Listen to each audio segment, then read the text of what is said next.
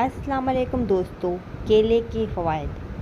وزن میں کمی۔ گو کہ ابھی تک کسی تحقیق نے یہ ثابت نہیں کیا کہ کیلے وزن کی کمی میں مدد دیتے ہیں، لیکن کیلوں میں کیلوریز کی مقدار کم اور فائبر کی مقدار زیادہ ہونے کی وجہ یہ پھل وزن کی کمی میں انتہائی مفید ہیں۔ ایک کیلے میں تقریباً 100 کیلوریز پائی جاتی ہیں۔